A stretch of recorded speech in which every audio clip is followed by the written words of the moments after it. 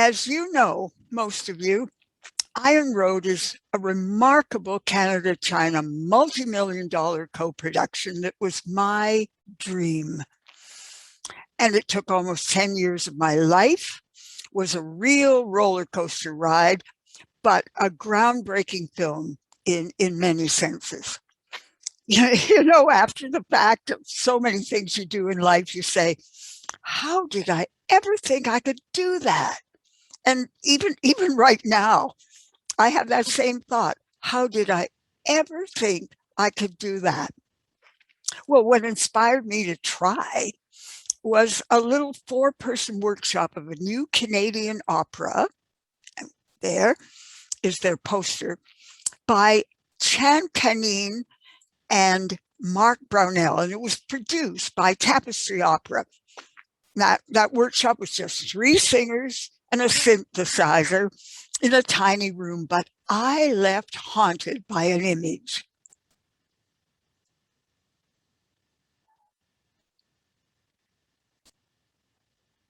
There it is.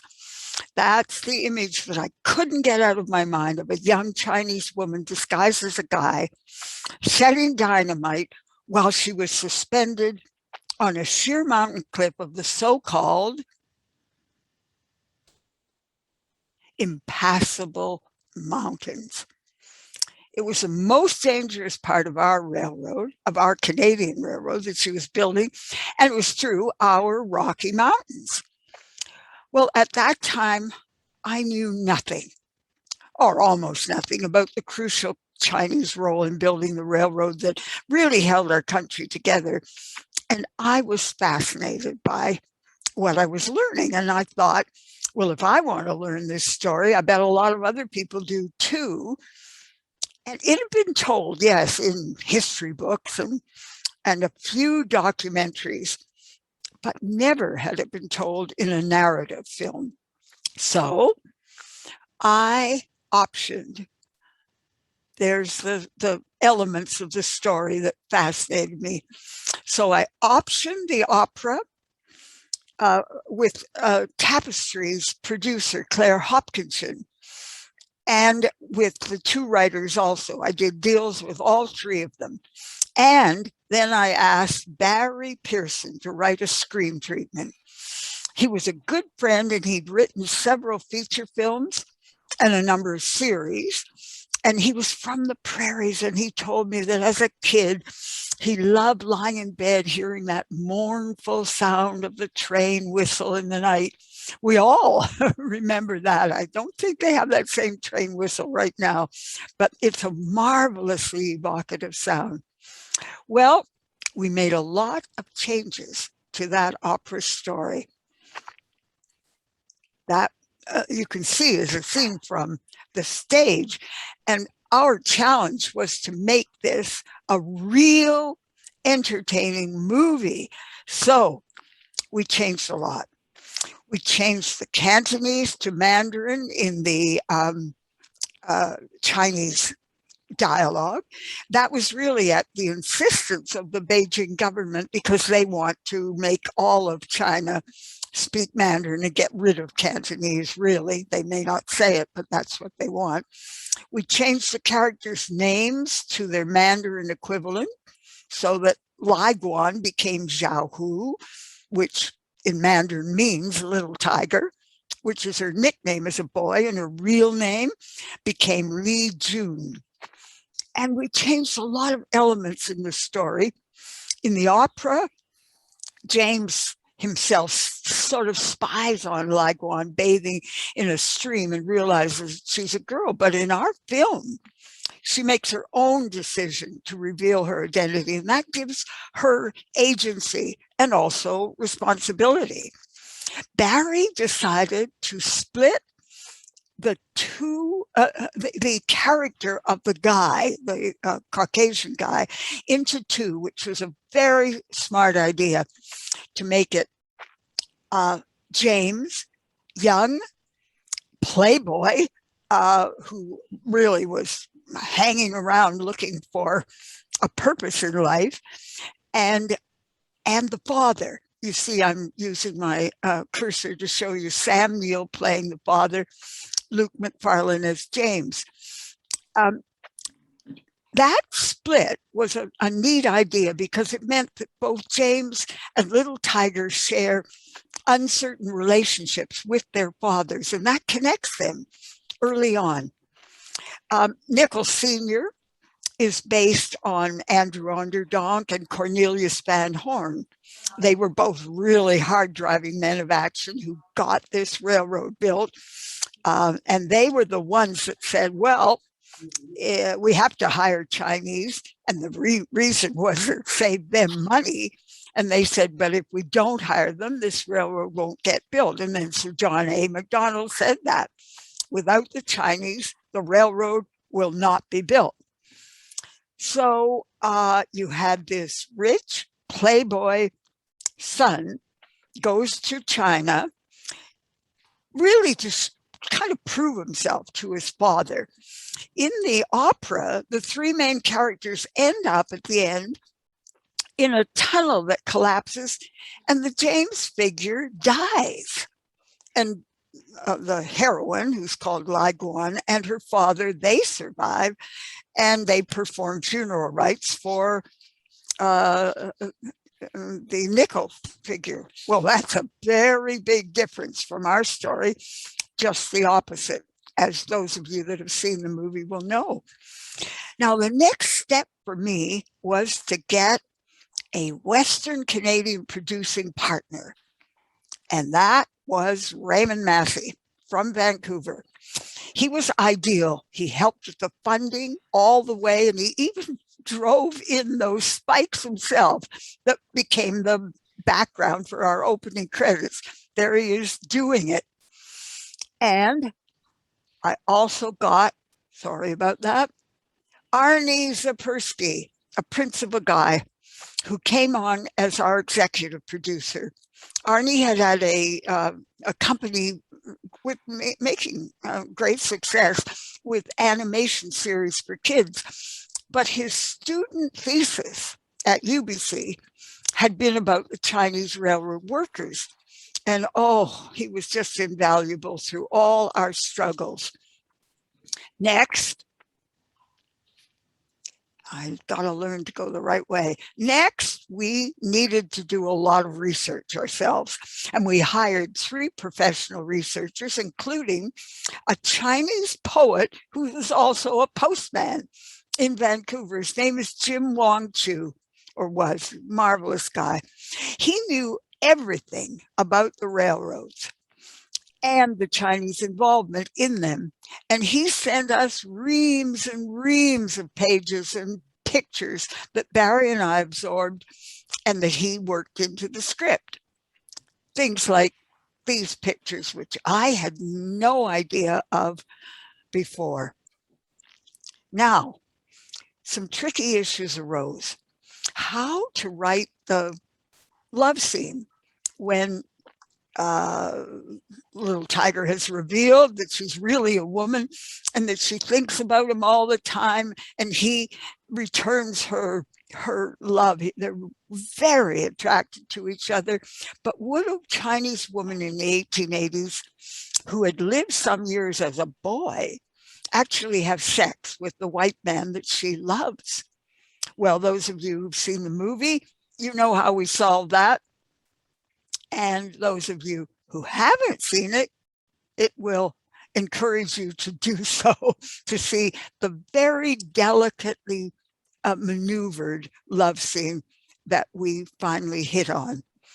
The other question was how to end our story. Could such a pair make a life together, truly, in the 1800s and the prejudice of that time against interracial marriage? Could they actually walk into the sunset together?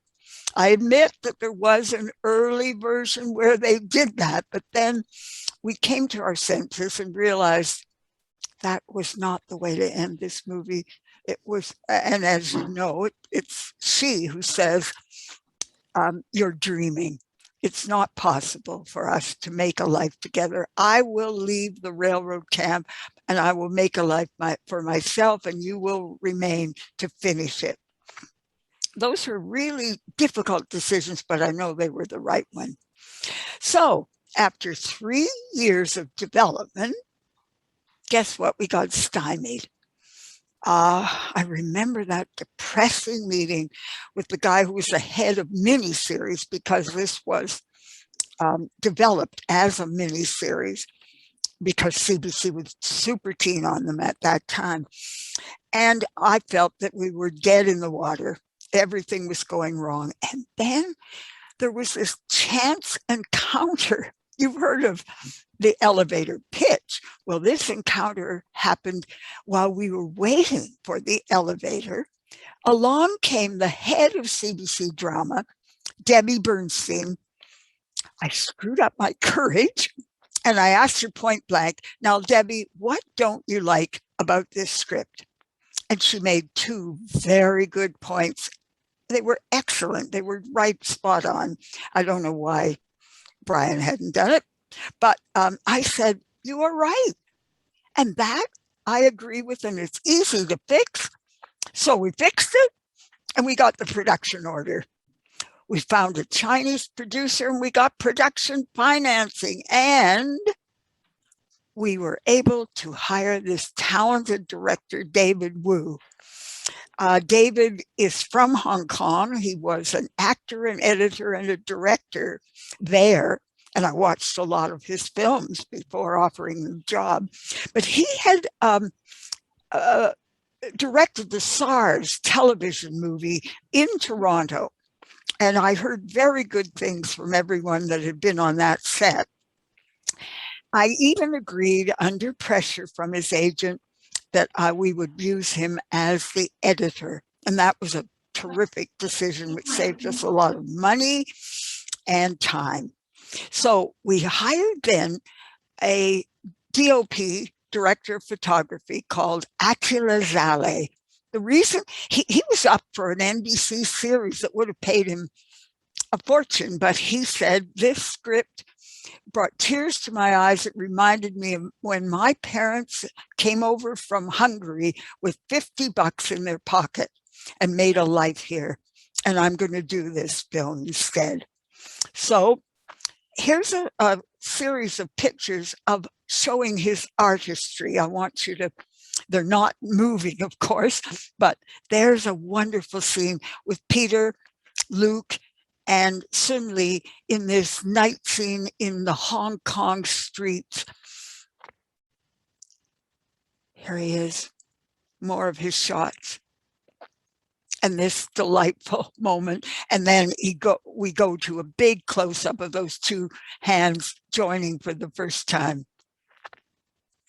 And little tiger finds desire, which is implicit here, and great danger. You remember the climax when her swing chair breaks because it's been cut and she's about to die on the mountain cliff when the bookman, who turns out to be her father, rescues her.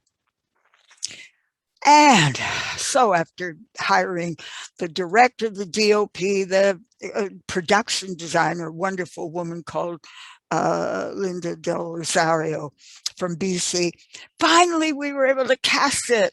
And I was able to negotiate some very tough contracts for the stars. So there's Luke McFarlane, who's from London, Ontario. I watched all the movies he'd made up to that point. He auditioned for us and he carried his Algonquin Park paddle, which of course charmed us. And he then did another audition, which was even more pressure on him. He was excellent. And Sam Neill, there's Sam. I knew Sam's agent at ICM, and David Wu had directed him about a year before in a film where they both got along very, very well. And of course, that's crucial to an actor who his director is. Then there's Peter O'Toole. This was actually Peter's final film. But I had met him in Toronto because I was casting 2 stage shows that he starred in for the Mirvish organization at the Royal Alex and at the Manitoba Theatre Centre. So I was given a ridiculously tiny Volkswagen Beetle to drive, one of the tallest guys that I've ever met, with the long, skinniest legs. And of course, his legs right up to his chin in this tiny Volkswagen Beetle as we explored Toronto. But we got to be friends. And I also had a relationship with his agent and manager, so that helped a lot. And there, Tony Leung, a delightful guy who has had a very long career in Chinese movies, and I watched virtually every one of them. But the thing that really clinched it for me was his role in The Lover. Do you remember that film by Jean-Jacques Arnaud? It's way back 1992, but it's in English, and he was great in it. So that clinched it for him. And then our star, there's her glamour shot and her shot in character, which is very different. Well, for a full year, I watched every young, short Chinese actress who had talent. And I saw Sun Li in a film with Jet Li called Fearless, playing a blind girl. And oh, she was so emotionally powerful that I asked her to audition. And the first audition was pretty bad. She'd never played in English. She was sort of reading the script, but I saw a spark of a great emotional actress there. And she did a second audition, and we cast her based on that. So we shot for 30 days in what is called the world's largest film studio at Hengdian, about 5 hours out of Shanghai, and it really is the world's largest film studio. This is a remarkable street scene in a replica of the Hong Kong streets in the 1880s. The reason we chose Hengdian is really interesting. For a long time, producers have been allowed to shoot in China's historic buildings, but when one producer caused a great deal of damage to the Forbidden City up in Beijing, the government there decided no more, no producers, no more filming in any of our famous venues. And this clever, enterprising farmer, oh, wrong way, Anne, farmer in Hengdian, he looked around and he saw all the unemployed guys in his town, and he said, I will build you a replica of the Forbidden City. They did that. And then they built replicas of the Heavenly Palace, the Old Summer Palace. They built all sorts of medieval temples, and they recreated the streets of Hong Kong in the 1880s, which was exactly what we wanted. There, you saw that. Here we are actually on those streets, or the replicas of them. And then they also had the rural waterways of the Taishan County, as they would have been in the 1880s. And that was just what we needed when little Tiger takes James and Relic to her village to recruit workers. So after scouting as far off as Mongolia, we actually decided on Hengdian, which turned out to have costumes, workshops, prop workshops, restaurants, hotels, and even its own set of extras. Plus, and here I don't have pictures of it, but I'm going to tell you about the plus, which for them was a big tourist attraction, a pirate ship on which they enacted a battle with swords and cannons. And that was for the visitors who flocked to this world's largest film studio. So we're on our first day with Peter O'Toole, and he's been feted, he's been costumed and prepped. We rehearse his first scene, David Wu calls roll film. And suddenly there's a blast of cannons from the pirate ship on the next lot, and it drowns out Peter's dialogue. And David has to call cut, and we have to take a very expensive break. Why?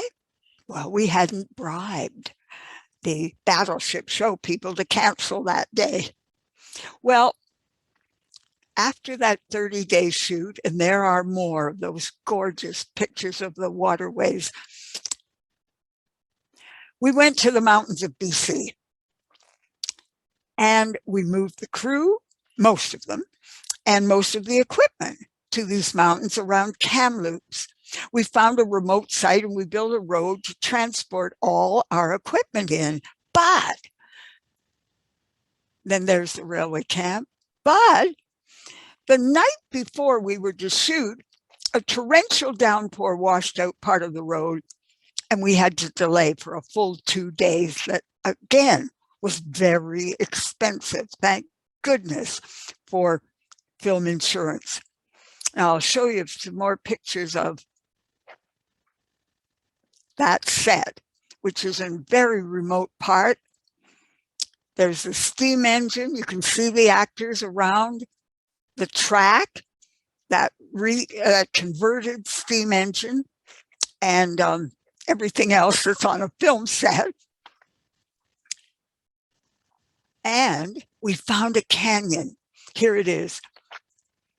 And it made me, and we built the railroad, had the Chinese extras build it, of course. And then after 3 days of shooting, we tore it all down. And that's what made me think of that old song. Once I built a railroad, now it's done. Brother, can you spare a dime? So it was done, and we needed every dime we could get. We did use trestle bridges. Oh, there is the detailed shots in that canyon showing the extras working very hard. We found trestle bridges out there, and we covered the modern steel with bark to match the actual bridges of the 1880s. But how were we to create the cliff? The crucial scenes on the cliff between Little Tiger and Wang Ma, her pal. Now, and so that, she's in her flimsy swing chair, and she's supposed to be way above a roiling river far below. And he is so depressed that he is considering suicide. And he says, I'm a hawk. I'll be a hawk and fly like a hawk, and you'll send my bones back to China, won't you? She says, don't you ever talk that way. But we had to create this cliff face. Now I'm going to, with great reluctance, reveal how we did it. There's how we did it. We built a cliff made of mesh and wire and plaster. And what did we do with it? We hooked the whole thing over the wall of the Forbidden City replica. You can see that. I know it's not a good picture, but there's our cliff. There's all our cranes for the cameras, the mics, and all the equipment down below. But, of course, we had to indicate a mountainous background. So how do we do that? Well, we had to use green screen. And here I am revealing everything that I hope you've already had the magic of seeing this as a real cliff. But that yes, we use green screen, and now, you can move the camera and the background because of these red dots that you couldn't in the early days. And that's what it actually was. There's a shot showing the cranes, and the fact that there's no roiling river at all. There's green mountainside, but of course we cut in the river, and that all really was, I thought, very convincing. I hope you agree. So then how were we to create the tunnel? You know, a real tunnel, you can't get a camera in. So we found a high school auditorium in Hungdian, and we created our own tunnel of mesh and plaster with some open sides. And the drip of the water through the roof with the collapsing rock, that we set up with an IV tube in the mesh roof so that we could control it. You can't see that IV, but it was right up there. Now, besides those Chinese extras, we had to get Caucasian extras for the party scene in Victoria. So I found that there was an actors group in Shanghai, and a guy called Mark Phelan had started actually a fringe festival in Shanghai. And so he knew more actors. And then he introduced me to the businessmen and people in the diplomatic corps in Shanghai. And so we got them out for the day and overnight. And for some of them, it was really very much of a thrill. For instance, the head of Manulife for all of China and his wife played extras in that party scene, which is supposedly set in Victoria, right near the beginning of the film, where James is enamored of the debutante, Melanie. Now, this film brought together a lot of people, a lot of Canadians from Toronto, from Victoria, from Hungary. Our composer was from Montreal, and our crew was from Vancouver, from Hong Kong, Beijing, and Shanghai. In fact, a lot of the crew actually spoke 3 languages: Mandarin, Cantonese, and English. And as you see, I'm showing you some pictures of my work on the set, coaching Sun Lee with William White equipment in the background. And what was really important to us was to convey the shocking treatment of the Chinese and how many of them died. Over 600 of them actually died. 3 died for each mile of track that they laid. Here's our recreation of an explosion and a collapsed tunnel that kills a lot of Chinese. And then, of course, let me show you this. There. This is the bookman trying to rescue his Chinese workers. They were not given doctors. They had to get their own doctors. And then Canada slapped on the head tax. That didn't keep them out, the so-called yellow hordes. They passed the Exclusion Act. In fact, that's the only case of legislated racism in Canada. And when finally our government made their apology in Parliament for the head tax, it was June of 2006. And that was the headline in the Beijing paper that very day that Raymond met with government officials in Beijing to draw up the co-production treaty. Well, we did win a lot of wonderful awards. The Rome Festival Award for Best Actress was presented to Sun Lee by David in Shanghai. I was in Rome with the cultural attaché, and I got the award there and sent it, of course, to Beijing. But I also was here in Toronto when the Gemini Award was given to Iron Road for Best Actress, and I accepted that on stage and gave a talk about Iron Road. And there it is when, you know, you meet the press afterwards, and there's that beautiful statuette. And here is David and me with that statuette. There has been marvelous press for Iron Road. You can see some of it here. I'll leave it up so you can read. John Doyle, who's very critical of a lot of television, called it massive and magnificent. And then the guy who writes for the Toronto Star about um, television, mainly about political dramas. No, I mean political shows, documentaries. He loved it. And as you can see what he said, the guy from Georgia Strait came to visit our set and called this movie groundbreaking. And you see what he says: the images of the spikes symbolize humanity's tenacity and innovation. Toronto Star saying, giving a nice plug, and Fiona Morrow wrote a good piece about it in the Globe and Mail. And the Canadian Crusader from Barry's home province of Saskatchewan summed it all up.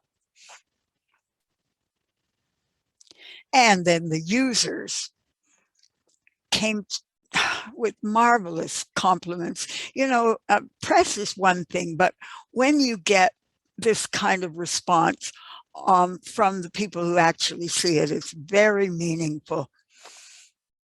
So the awards that we won were Best Actress at the Rome Festival, Best Actress at the Gemini Awards, 4 Leos out in BC, and then at the Little Brantford Film Festival, we won Best of Best and audience favorite. And the thing that meant a lot to me was in the Dominican Republic, we won the People's Choice Award, which amazed me. I met the president of the DR there, and the Chinese people in their capital city have a kind of Chinatown similar to ours, really, but they put on a fabulous stage show when we had the premiere for that festival in the National Theater. And I was just amazed that we were the ones that they chose